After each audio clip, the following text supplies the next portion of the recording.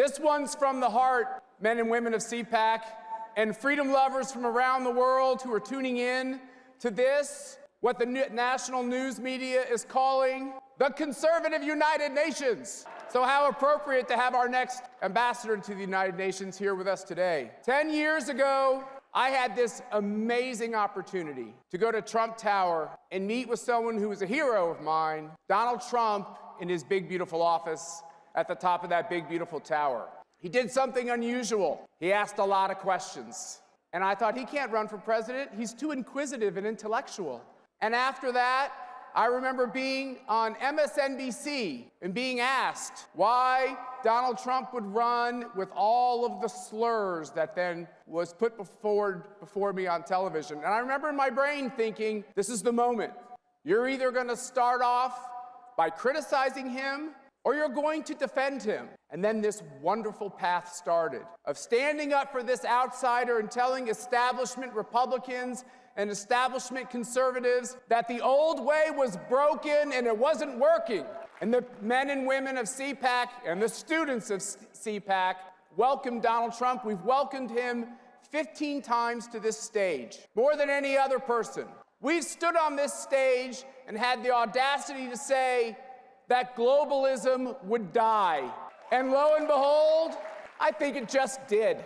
And when Donald Trump decided to run for president again, we never listened to the siren songs when people told us it was time to listen to someone new or take a different path. We knew in our hearts, we knew in our souls that there was only one man ordained to do this most impossible of jobs.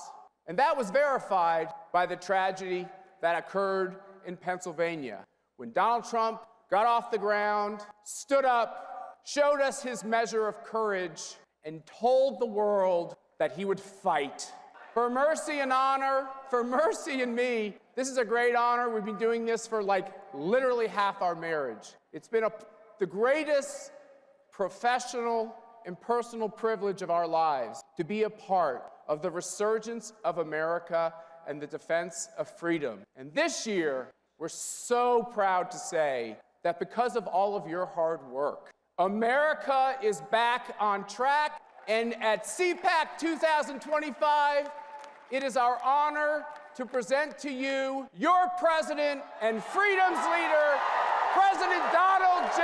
Trump. Thank you very much. Thank you. Thank you. And a very special hello to CPAC.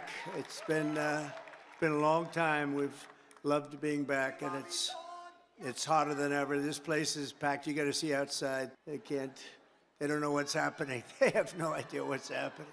And a friend is here from Argentina, and a friend is here from Poland. Stand up.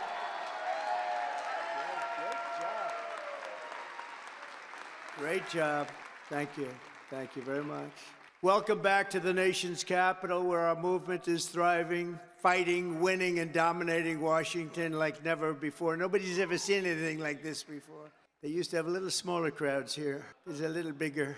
The fraudsters, liars, cheaters, globalists, and deep state bureaucrats are being sent packing. The illegal alien criminals are being sent home.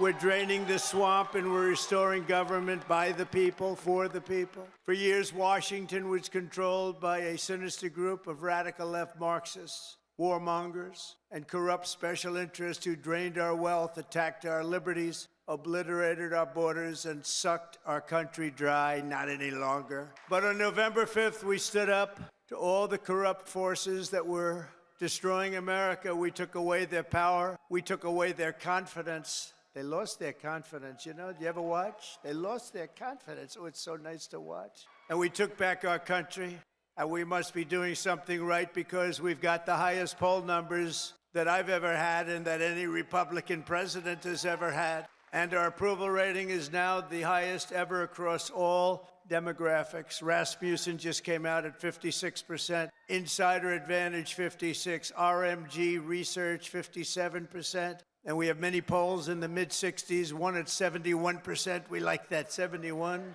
And according to YouGov, a big deal, 70% of Americans believe that what we are doing is right and we are keeping our promises.